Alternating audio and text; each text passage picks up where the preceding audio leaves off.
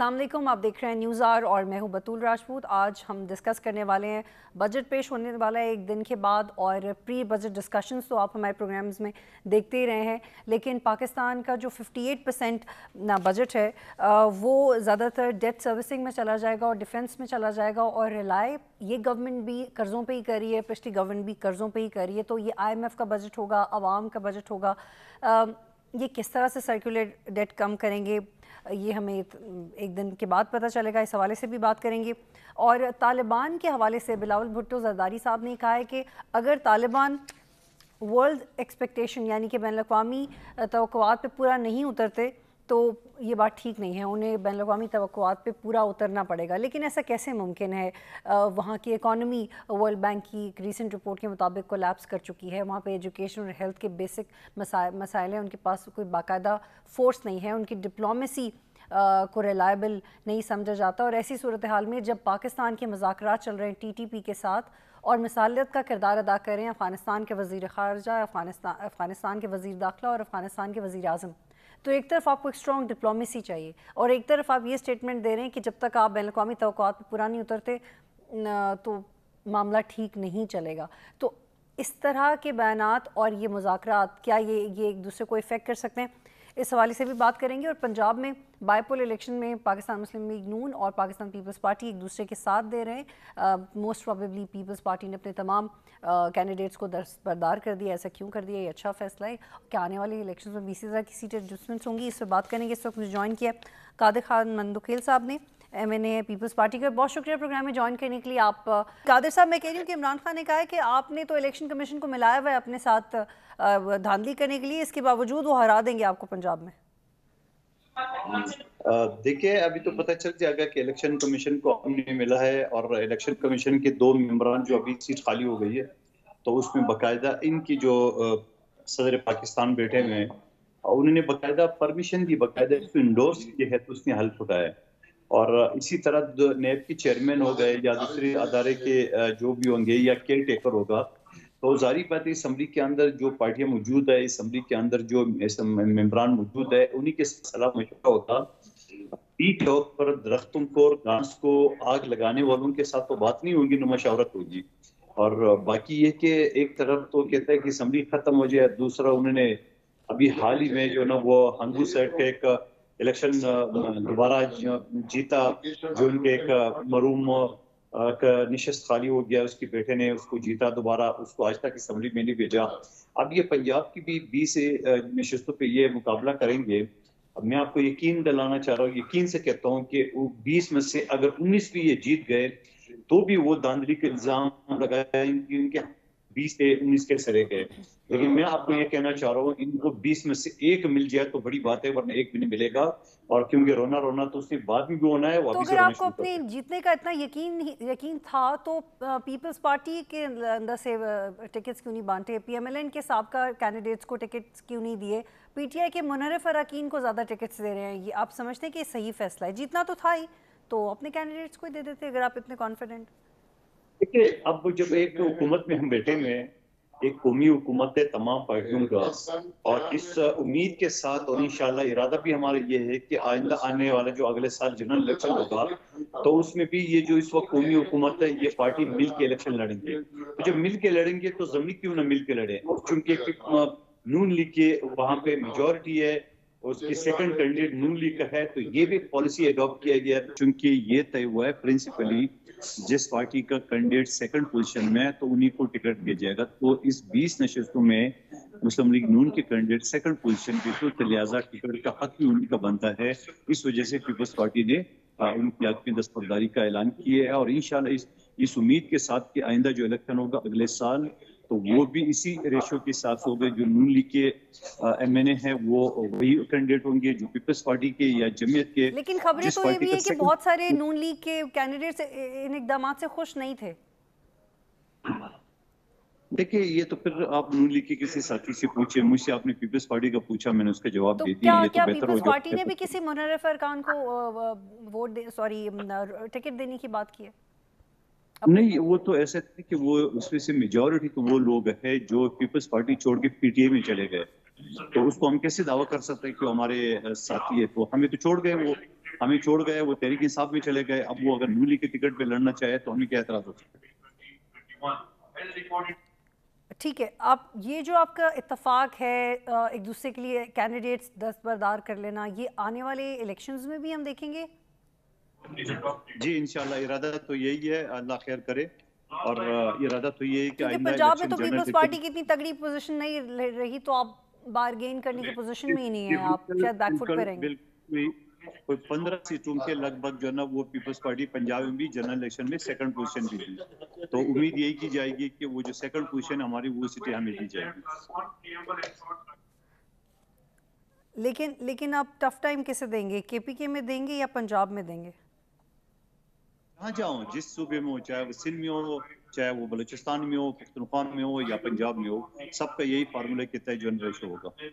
اچھا, آپ کا اس پہ کیا رد عمل ہے کہ ضمنی الیکشنز میں پی ٹی آئی بھرپور حصہ لے رہی ہے لیکن وہ اسمبلی میں واپس نہیں آنا چاہتی؟ آپ لوگ اب مذاکرات کی دعوت بھی دے رہے ہیں, رانا ثناءاللہ کہتے ہیں کہ آ کے ٹیبل پہ بات کر لیں. یہ تو پھر پی ٹی آئی کے کارکنان کو, ان کے ووٹرز کو سوچنا ہوگا کہ یہ فضول کا ٹائم ضائع کریں گے ووٹ لے کے, کیونکہ اسمبلی میں انہوں نے جانا نہیں ہے. لیکن اسمبلی میں جائیں گے, پنجاب میں تو آلریڈی چھوڑ نہیں رہے ہیں. پختونخوا اسمبلی وہ ہولڈ کر کے بیٹھے ہوئے ہیں, تو قومی اسمبلی میں وہ اپنے جو بھی کیونکہ وہاں اکثریت ہے ہی نہیں ہے, اس وجہ سے وہ اس طرح سلسلہ کر رہے. اگر اتنی یہ کہتے ہیں سنجیدگی سے کہ جنرل الیکشن ہونے چاہیے, تو پختونخوا اور پنجاب کی اسمبلی سے بھی استعفیٰ دے دیں تو پتہ چل جائے کہ واقعی وہ چاہتا ہے کہ الیکشن ہو جائے. ٹھیک ہے, لیکن آپ سمجھتے ہیں کہ جس طرح سے جو آئینی مسائل تھے پنجاب اسمبلی سے ریلیٹڈ پہلے وقت میں, اگر آپ لوگ امپیچ کرتے ہیں پریزیڈنٹ کو کرتے ہیں, پھر اسپیکر کے خلاف بھی آپ جائیں گے پنجاب اسمبلی کے اندر, یہ رپورٹ کیا جا رہا ہے, تو پھر تو آپ ہی نہیں, یا پھر آپ پرویز الہی کے خلاف بھی جائیں گے ووٹنگ کے تحت, تو آپ کے تو توجہ دوبارہ انہی مسائل کی طرف ہو جائے گی. پرفارم کب کریں گے آپ لوگ؟ کام پہلے نہیں کرنے دیا, پی ٹی آئی نے کام نہیں کرنے دیا, اب آپ لوگ ایسی پالیسی بنا رہے ہیں کہ آپ لوگوں کو خود کام کرنے کا وقت نہیں ملے گا. یہ تو آئینی اردو کے لیے ایک پروسیس ہے, چاہے اسپیکر کو, ڈپٹی اسپیکر کو, لیکن جتنی عدالتوں کے چکر لگانے پڑے ہیں آپ سب کو, آپ کو نہیں لگتا کہ اب کام پہ زیادہ توجہ دینی چاہیے؟ نہیں کچھ نہیں ہے, یہ تو ایک آئینی اردو کا جو پروسیس ہے وہ تو اپنی جگہ پہ چلتا رہے گا. کل اگر اسپیکر مثال کے طور پہ موجودہ اسپیکر ہے یا ڈپٹی اسپیکر ہے, وہ بھی اگر عہدے چینج کرنا ہو تو یہ پروسیس تو چلتا رہے گا, یہ پارٹ آف بزنس ہے, تو اس میں تو کوئی حرج نہیں ہے. باقی جو گورنمنٹ کی مشینری ہے, جو فنکشن ہے, یا جو ابھی بجٹ آ رہے پرسوں تو سوالے سے سارے سلسلے تو اپنی جگہ پہ چلتے رہیں گے. اچھا, پیپلز پارٹی کی طرف سے پہلے بھی یہ اسٹیٹمنٹ آ چکی ہے کہ پریزیڈنٹ کو بھی امپیچ کرنا چاہتے ہیں, کریں گے یا اب رک گئے اس پالیسی کو؟ بالکل کریں گے. عمران خان کی ان کی ساری جو گندے نشانیاں ہیں وہ سب مٹھائیں گے انشاءاللہ, تاکہ پاکستانی عوام کو چھٹکارا حاصل ہو جائے, ان کا کہیں بھی کوئی نام نشان نہیں رہے, اور آئینی اور قانونی طریقے سے. اچھا, کیا پیپلز پارٹی کو پنجاب کے اندر 5 وزارتیں, 2 مشیر کی سیٹیں اور 2 معاون خصوصی کی پوسٹ مل چکی ہیں, یہ سچ ہے؟ نہیں, یہ تو ابھی کنفرم نہیں ہے, لیکن جو بھی ہمارا جو آئینی حق ہے یا جو بھی کولیشن گورنمنٹ کی لحاظ سے جو ہماری منسٹری بنتی ہے تو وہ تو دیں گے, اس میں کوئی اختلاف نہیں ہے کوئی. لیکن اگلے الیکشنز میں آپ اپنے کینڈیڈیٹس کو دستبردار ہی کرتے رہے تو وزیر اعظم بھی نون لیگ سے ہی بن جائے گا, آپ کی پارٹی سے تو نہیں بنے گا.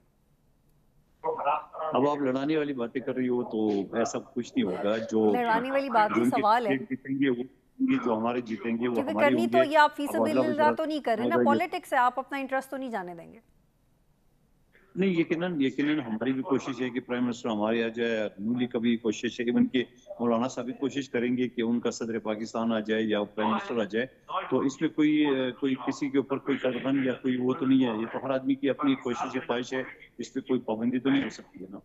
تو آج زاہد حسین صاحب نے ایک بڑا مزے کا آرٹیکل لکھا, اس کا ٹائٹل تھا پولیٹکس آف اسٹیبلشمنٹ, جو کہ انہوں نے عمران خان کے حوالے سے لکھا. لیکن آپ مجھے بتائیں, آپ لوگ آنے والے الیکشنز میں پولیٹکس آف اسٹیبلشمنٹ کریں گے یا جو اس وقت کر رہے ہیں وہی کرتے رہیں گے اور جیت سکیں گے؟ نہیں, ہم تو اپنا جو بھی کردار ہے آئینی اور قانونی, اور دیکھ رہے ہیں پیپلز پارٹی نے کبھی جو ہے نا وہ شارٹ کٹ میں یا کسی بھی اس طرح کی سلسلے کی حمایت نہیں کی ہے, تو ہم تو کریں گے جو بھی آئینی طریقہ ہے, پروسیجر ہے. آپ دیکھ رہے جو عدم اعتماد کی تحریک ہے ابھی چند دن بلکہ کل پرسوں جو ہے نا وہ برطانیہ کے وزیر اعظم کے خلاف بھی پیش ہوا, اور اس سے پہلے 2 بلوچستان کی حکومتیں ختم ہو چکی ہے. بی بی شیخ کے خلاف عدم اعتماد کی تحریک آئی، ناکام ہو گئی، شوکت عزیز صاحب کے خلاف آئی، ناکام ہو گئی ہے، اس طرح عمران نیازی صاحب کے خلاف آئی، کامیاب ہو گئی. یہ تو آئینی پروسیس ہے. اب اس کو کوئی امریکن ایجنڈا کا ہے یا امریکن سازش ہے تو وہ تو ٹھیک ہے. بہت شکریہ قادر خان مندوخیل صاحب ہمیں جوائن کر رہے تھے. یہاں پہ ایک بریک لیتے ہیں پھر واپس آتے ہیں.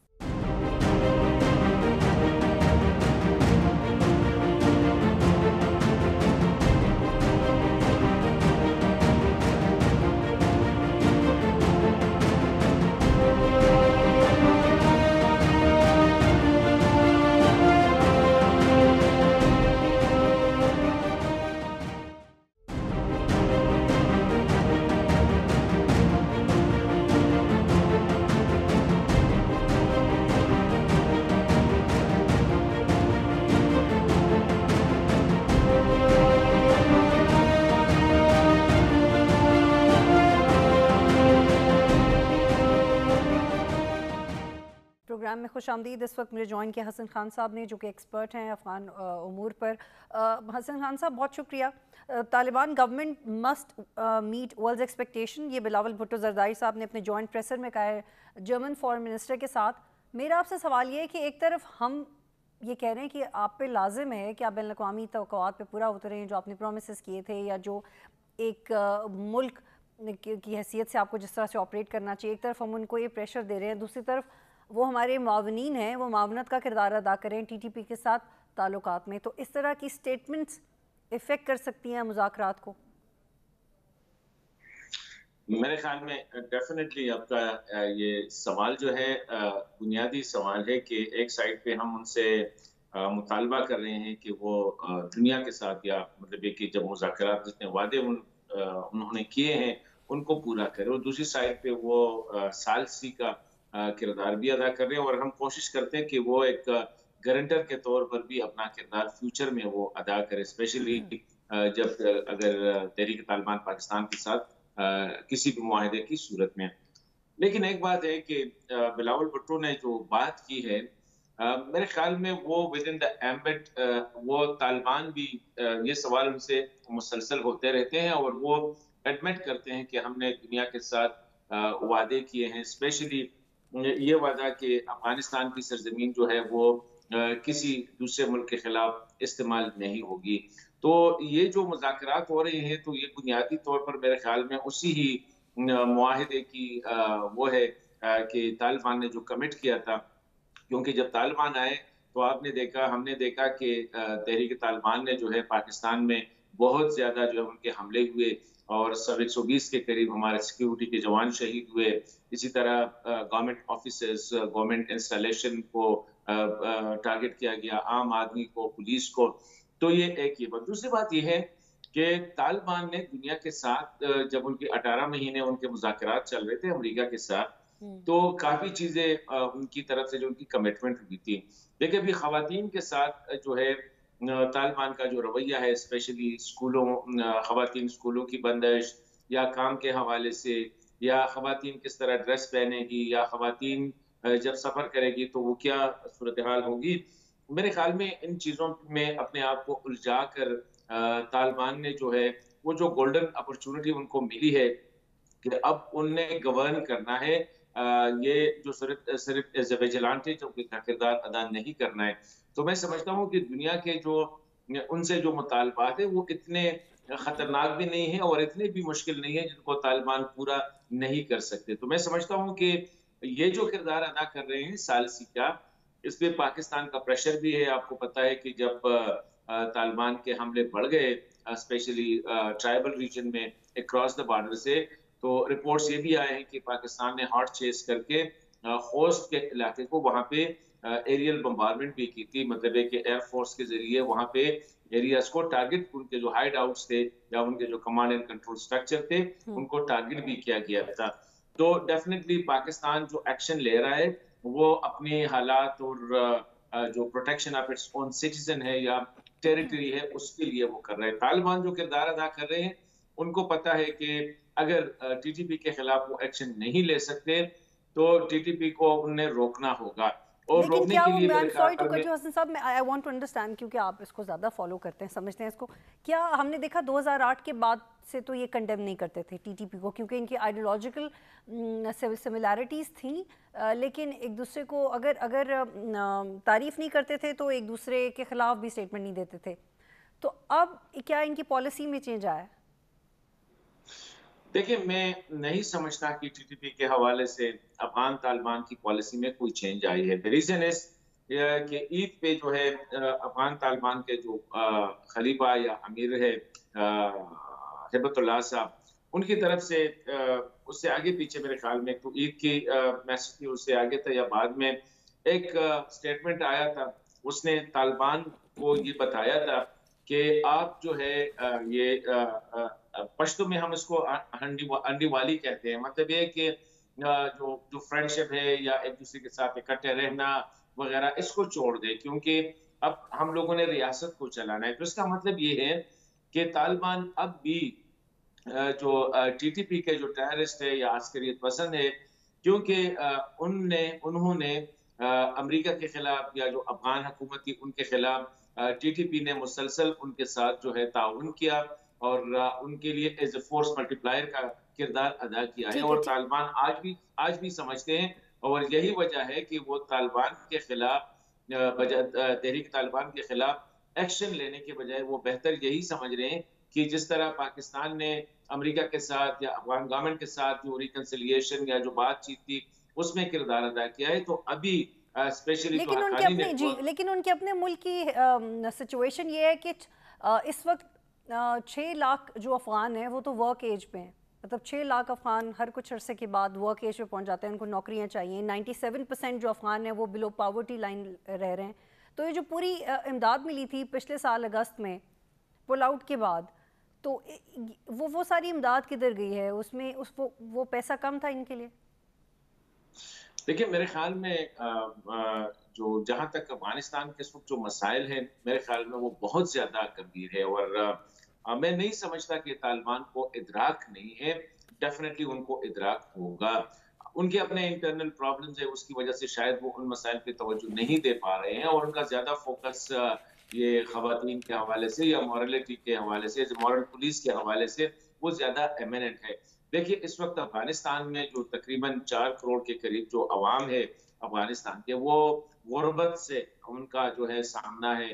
ہیلتھ فیسلٹیز جو ہے وہاں پہ ٹیکنیکل لوگ باہر نکل گئے ہیں، ایجوکیشن ان کے پاس تنخواہیں دینے کے لیے ان کا اپنا جو بجٹ فنڈ تھا اس کو فریز کیا گیا تھا، جو انفریز کیا گیا بڑا چھوٹا سا حصہ وہ انفریز ہو گیا 9.2 بلین US ڈالرز، وہ انفریزڈ ہے. وہ جو تھا اس کا ایک پورشن جو تھا اس کو امریکہ نے، اور ایک پورشن جو تھا وہ ہیومینیٹی، وہ طالبان کو وہ ایس سچ نہیں دے پا رہے ہیں. وہ ہیومینیٹیرین اسسٹنس کے مد میں جو ہے وہ کہتے ہیں وہاں پہ اس کو ڈائریکٹ جو ہے اس کی ٹرانسفر ہوگی. تو میرا آپ سے آخری سوال ہے، مجھے وائنڈ اپ کرنے حسن خان صاحب. دیکھیے جو افغانستان کے اندر کا پیسہ ہے اگر وہ انٹرنیشنل کمیونٹی واپس نہیں لا رہی تو پھر افغانستان کے لیے بھی مشکل ہے نا ان کی ایکسپیکٹیشن سے پورا اترنا. Don't you think now it's too میرے خیال میں طالبان کو چاہیے کہ وہ انٹرنیشنل کمیونٹی کے کنسرن جو وعدے کیے ہیں جو کہ اسلام کے مطابق ہے، جو افغان کلچر کے مطابق ہے، میرے خیال میں اس کو ماننا پڑے گا. کیونکہ دیکھیں اسلامی دنیا کی طرف سے بھی طالبان پہ پریشر آ رہا ہے، ابھی تک کسی نے اس کو تسلیم نہیں کیا ہے. The reason is کہ طالبان نے اپنے آپ کو یہ جو انٹرنیشنل کمیونٹی ہے ایز اے ریسپانسبل پلیئر، ٹھیک ہے. جی بہت شکریہ حسن خان صاحب پروگرام میں جوائن کر رہے تھے. ناظرین یہاں پہ ایک بریک لیتے ہیں، پھر واپس آتے ہیں.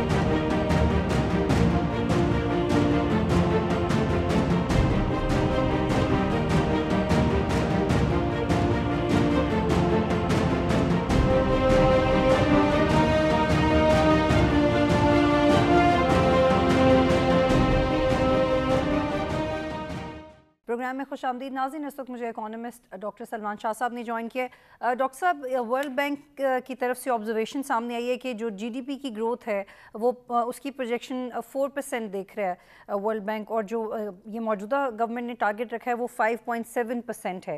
تو اس پہ آپ کیا کمنٹ کریں گے؟ دیکھیں, اس وقت تو سب سے امپورٹنٹ چیز جو ہے پاکستان کی اکانومی میں وہ ہے اسٹیبلٹی. اور اسٹیبلٹی کا مطلب ہے کہ آپ کے جو ڈیفیسٹس ہیں, current account deficit, fiscal deficits, یہ جو ہیں یہ قابو میں آئیں. اور یہ ایک طریقہ ان کے قابو میں آنے کا ہے کہ آپ کا ایک اکنامک سلو ڈاؤن ہونا چاہیے. سو آئی تھنک جو بھی ٹارگٹ گورنمنٹ رکھ لے گروتھ کا, وہ سبجیکٹ ٹو ہوگا کہ آپ کی جو گروتھ کو کم کرنے کی جو پالیسیز ہوں گی, جس میں ہو سکتا ہے کہ انٹرسٹ ریٹس اوپر جائیں, جس میں exchange rate further devaluation ہو سکتی ہے, جس میں بجلی کے بل اور بڑھ جائیں گے, پیٹرول کی قیمتیں بڑھ جائیں گی. تو یہ تمام چیزیں جو ہیں یہ اکنامک سلو ڈاؤن کی طرف اشارہ کرتی ہیں. سو آئی ول ناٹ بی سرپرائز کہ اگر گروتھ جو ہے وہ 5.7% جو اگر گورنمنٹ کر رہی ہے, میں نے وہ نمبر دیکھا تو نہیں ہے, لیکن میرے خیال میں کہ اس وقت جس قسم کا ہمارا اکنامک کرائسس آیا ہوا ہے اس میں اتنی زیادہ گروتھ ذرا مشکل ہوگی. جی 4% یہ کرنا چاہ رہے ہیں, اور ورلڈ بینک ابھی گورنمنٹ 5.7% کا ٹارگٹ ہے, اور ورلڈ بینک کی طرف سے کہا گیا کہ 4% متوقع ہے. اچھا, ایک یہ بھی آبزرویشن دی گئی ہے کہ جو ایڈمنسٹریٹو میئر لیے گئے ہیں سینٹرل بینک کو کی اٹانومی کے لیے, وہ بھی بہت خوش آئند ہیں, اور اس سے بورنگ کو بھی روکا جا رہا ہے جس سے پرائس اسٹیبلٹی ہے, اور وہ سمجھتے ہیں کہ یہ پرائمری مانیٹری پالیسی ہے جو آنے والے وقت میں زیادہ کنسٹرکٹیو ثابت ہو سکتی ہے. جی, آئی تھنک یہ تو پچھلی گورنمنٹ کے ساتھ بھی جب IMF پروگرام ہوا تھا تو آپ کو یاد ہے کہ پارلیمنٹ میں یہ چیزیں اپروو ہوئی تھیں, اور اس میں اسٹیٹ بینک کی اٹانومی بھی اپروو ہوئی تھی, اور اس وقت یہ کہا جا رہا تھا کہ اسٹیٹ بینک کو ہم نے IMF کے حوالے کر دیا ہے, لیکن ایسی کوئی بات نہیں ہوئی. اسٹیٹ بینک پاکستانی انسٹیٹیوشن ہے اور پاکستان کا سینٹرل بینک ہے, اور اس کے مطابق ہی اس نے کام کیا. اور پچھلے سال ہم نے دیکھا کہ ریکارڈ ریمیٹنسز بھی ہوئیں, روشل ڈیجیٹل اکاؤنٹس بھی بنے, اور جنرلی اسپیکنگ ایکسچینج ریٹ کی مینجمنٹ بھی اسٹیٹ بینک نے ٹھیک کی. ریزروز جو تھے وہ 20 ارب سے اوپر چلے گئے تھے, اور اس کے بعد جب کرائسس یوکرین کا آیا تو اس میں ذرا مشکلات آئی تھیں. جی ایگزیکٹلی, اس میں بھی یہی پوائنٹ ریز کیا گیا ہے کہ فار ایگزامپل بنگلہ دیش اور پاکستان کے حوالے سے اس رپورٹ میں یہ کہا گیا ہے کہ 25% پاکستان کے اندر ایکسپورٹس بڑھی, بہت انکریجنگ تھی پچھلے سال کے اندر, لیکن یوکرین کی سچویشن کی وجہ سے پاکستان میں انفلیشن بڑھی. تو لیکن آپ کیا سمجھتے ہیں کہ ہم اس کو ڈائریکٹلی پروپورشنیٹ تو کر سکتے ہیں, لیکن ہمارے پاس اس کا آلٹرنیٹیو انکلوسیولی کیا ہونا چاہیے؟ دیکھیں, پاکستان کی پرابلم یہ ہے کہ پاکستان کی اکانومی میں کچھ اسٹرکچرل ڈیفیکٹس ہیں, اور وہ اسٹرکچرل ڈیفیکٹس جو ہیں وہ پچھلے 30-35 سال میں بنے ہیں, اور پرائمریلی اگر آپ دیکھیں تو پچھلے 10 سال میں یہ ایمرج ہوئے ہیں. ان میں جو سب سے بڑا ہے وہ تو بیرون ملک قرضوں کا پرابلم ہے, کہ وہ ایک بہت بڑا والیوم ہے ایکسٹرنل قرضوں کا, جس کی ڈیٹ سروسنگ کرنا بڑا مشکل ہوا ہے پاکستان کی اکانومی کے لیے, کیونکہ پاکستان کی economy generally speaking inward looking economy ہے, یہ کوئی ایکسپورٹ اکانومی نہیں ہے. اس لیے ہمارے پاس ڈالرز کم ہیں کہ ہم اپنے قرضوں کی ادائیگیاں بھی کر سکیں. دوسرا ہمارا اسٹرکچرل ڈیفیکٹ ہے بجلی کا نظام. بجلی کا نظام جو ہے, ایک زمانے میں اچھے وقتوں میں پاکستان کی بجلی جو تھی وہ پانی سے بنتی تھی, ہائیڈرو پاور, 70% ہماری پاور جنریشن ہائیڈرو تھی.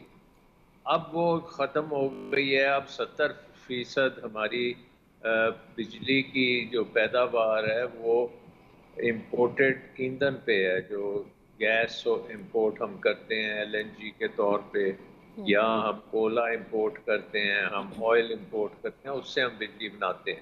پرابلم یہ ہے کہ وہی جو پہلے میں بات کر چلا ہوں کہ پاکستان کی اکانومی انورڈ لکنگ اکانومی ہے، اس میں بجلی کا نظام جو ہے وہ امپورٹ بیسڈ ہے۔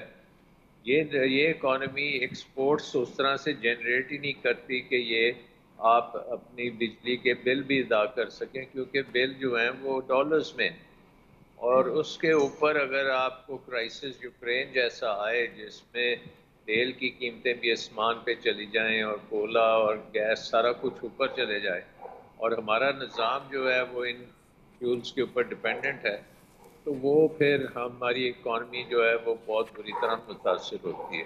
جی اب یہ مین چیز اسٹرکچر، یہ ہے، جی مین چیز اس میں جو ہے وہ یہ ہے کہ اس وقت جو کرنٹ گورنمنٹ ہے، جو Peoples Party, P M L N اور جے یو آئی اور 10-12 اور جماعتیں ہیں جن کی کولیشن ہے، یہ ایکچولی ان کے جو پرائم جماعتیں ہیں پی پی پی اور پی ایم ایل این، انہوں نے مل کے یہ نظام بجلی کا بنایا ہے، سو اب انہی کو اس کے ساتھ ڈیل کرنا پڑ رہا ہے۔ تو آئی تھنک کہ ایک قسم کا بڑا پوئٹک جسٹس ہے کہ جنہوں نے یہ ایک غلط نظام بنایا، اب انہی کے حوالے ہو رہا ہے کہ اس کو ٹھیک کریں، اور ان کو سمجھ نہیں آ رہی کہ اس کو کیسے ٹھیک کریں۔ لیکن سلمان شاہ صاحب ایک بہت اہم نقطہ یہ بھی ہے کہ یہ تو چینجز ہیں جو شارٹ ٹرم لی جا رہی ہیں، اور اس کو ہم ہمیشہ ریلیٹ کر سکتے ہیں آئی ایم ایف کے پروگرام سے، اور بظاہر ہم اٹانومس فیصلے اور انڈیپینڈنٹ فیصلے لینے کی کیپیسٹی نہیں رکھتے، ہم ہمیشہ سے ان پروگرامز کا حصہ رہے ہیں۔ لیکن یہ بتائیے گا کہ اس میں ریفارمز کا مارجن ہوتا ہے، کیونکہ جب گورنمنٹس اپوزیشن میں ہوتی ہیں، وہی لوگ جب اپوزیشن میں ہوتے ہیں تو وہ کہتے ہیں کہ ہم ریفارمز لے کے آئیں گے، لیکن بجلی کی قیمت بڑھا دینا تو ایک اقدام ہے، ایک شارٹ ٹرم قدم ہے، یہ ریفارم تو نہ ہوا، تو یہ پھر ووٹر بھی کنفیوز ہو جاتا ہے کہ شاید اسی سے چیزیں ٹھیک ہو جائیں گی۔ دیکھیں، ریفارمز دو قسم کی ہیں، ایک تو میکرو لیول کے اوپر جو ریفارمز ہیں اس میں تو جو میجر ریفارمز ہیں وہ آئی ایم ایف پروگرام کے تحت ہی اسپیلڈ آؤٹ ہیں، اور جس میں ایک تو یہ ہے کہ ایکسچینج ریٹ جو ہے آپ کا وہ مارکیٹ بیسڈ ہوگا، یعنی کہ supply and demand dollars determine کرے گی کہ ڈالر کی قیمت کیا ہے، اور دوسری ریفارم ہے کہ آپ کا انٹرسٹ ریٹس جو ہیں وہ آپ کے انفلیشن سے تھوڑے سے اوپر ہوں گے تاکہ ریئل انٹرسٹ ریٹ پازیٹیو ہوں۔ ٹھیک ہے، تو یہ دو میکرو لیول ریفارمز ہیں۔ اصل ریفارمز ہیں جو وہ مائکرو لیول پہ ہیں، اور مائکرو لیول پہ جو ریفارمز ہیں وہ ایک قسم کا ہمارا بیوروکریٹک سسٹم جو ہے وہ ہر چیز کو ریگولیٹ کر دیتا ہے کہ کوئی اکنامک ایکٹیویٹی نہیں ہوتی، ہر چیز میں این او سی لینی پڑتی ہے، اجازت لینی پڑتی ہے۔ حکومت کا رول بہت بڑا ہے اکانومی میں، بجلی کے اور کارخانے سلمان شاہ صاحب یہ جو آپ نے پوائنٹ ریز کیا، وائی نیشنز فیل کتاب آئی ایم شور آپ کی نظروں سے گزری ہوگی، it's one of the world famous books on economy, تو اس میں یہ جو نقطہ آپ نے بولا ایگزیکٹلی اسی کو ہی مثالیں دے دے کے بار بار پروو کیا گیا، بار بار، تو I think this is a right time that our government should read why nations fail. کرنا چاہیے نا کہ ہمیں ڈی ریگولیٹ کرنا بہت ضروری ہے، ہمیں بیوروکریسی کو اکنامک مینجمنٹ سے نکلنا پڑے گا، اور یہ جتنی این او سی کلچر ہم نے بنا لیا اس سے تو تباہی ہو جاتی ہے۔ اب دیکھیں، اب بہت سے مثلا چائنا کی اب انویسٹمنٹ یہاں پاکستان میں آنی چاہیے تو وہ نہیں آ رہی، وہ انویسٹمنٹ ویتنام میں چلی جاتی ہے، تھائی لینڈ چلی جاتی ہے، لیکن پاکستان ان کی کارپوریٹ سیکٹر نہیں انویسٹ کرتا، کیونکہ یہاں پہ جب وہ آتے ہیں تو اتنا مشکل آپ نے ایک جال بچھایا ہوا ہے ان کا ریگولیٹری کہ وہ یہاں سے چلے جاتے ہیں۔ ٹھیک ہے، یا یہ اس تو کو ہمیں یہیں پہ ہولڈ کرتے ہیں، ریگولیٹ اور کرنا ایک اس میں پڑے گا۔ ایک اور نقطہ ایڈ کرنا چاہ رہی ہوں، تھوڑا سا ڈومیسٹک ایشوز پہ بھی آتے ہیں ایگزیکٹلی جو عوام سے ریلیٹڈ ہیں۔ سلمان شاہ صاحب، سرکاری ملازمین کی تنخواہیں بڑھانے چاہتی ہے گورنمنٹ، اور رپورٹڈلی ایڈ ہاک الاؤنسز تو ایٹ لیسٹ دینا چاہتی ہے، لیکن کیا ایسا ہے کہ آئی ایم ایف کی طرف سے ایسی شرائط ہے کہ آپ سرکاری ملازمین کی جو تنخواہیں وہ بھی نہیں بڑھا سکتے، ایڈ ہاک بیسس پہ بھی نہیں بڑھا سکتے؟ देखें, इस वक्त आपका जो फिस्कल डेफिसिट है वो बहुत ज़्यादा है और इसमें दो आइटम्स हैं जो देखने के हैं। एक तो हमारा डेवलपमेंट प्रोग्राम होता है, वो तकरीबन इस साल जो प्रोजेक्ट किया जा रहा है कोई 2100 अरब का डेवलपमेंट प्रोग्राम होगा, और जो फिर आपका करंट है उसमें ये सरकारी मुलाजमीन की तनख्वाहें होंगी। अब प्रॉब्लम ये है कि सरकारी मुलाजमीन बहुत ज़्यादा हैं और फेडरल गवर्नमेंट में भी वो बैठे वही काम कर रहे हैं जो अब 18वीं तरमीम के बाद प्रोविंशियल गवर्नमेंट्स में भी वही काम हो रहा है, तो डुप्लीकेशन ऑफ एफर्ट भी हो रही है, दोनों जगहों पे तनख्वाहें भी ली जा रही हैं, पेंशन्स आपकी जो हैं वो बेकाबू हैं। तो आपको तो यहाँ भी एक किस्म का रिफॉर्म यहाँ तो मतलब होगा कि कट डाउन करना पड़ेगा, आपको स्लैश करनी पड़ेगी, आपको डेवलपमेंट प्रोग्राम भी स्लैश करना पड़ेगा, आपको करंट प्रोग्राम जो है बजट वो भी स्लैश करना पड़ेगा। और आपको क्योंकि इस वक्त IMF की एक शर्त है कि आपने तमाम अपने अखराजात जो हैं वो रेवेन्यू से पूरे करने हैं और आपने एक प्राइमरी सरप्लस देना है। ठीक है, बहुत शुक्रिया डॉक्टर साहब मैं प्रोग्राम में ज्वाइन कर रहे थे। 9.5 ट्रिलियन का रिपोर्टली जो बजट आ रहा है, उस बजट पे सबसे ज़्यादा क्वेश्चनेबल बात यह है कि पिछली गवर्नमेंट भी यानी कि PTI की गवर्नमेंट भी कर्ज़ों के तहत ही मुल्क चला रहे थे और इनका जो प्लानिंग है वो भी यही समझ आता है कि मज़ीद कर्ज़े लेके मुल्क चलाया जाए, which is not very encouraging. Programme देखने का शुक्रिया, अल्लाह हाफ़िज़।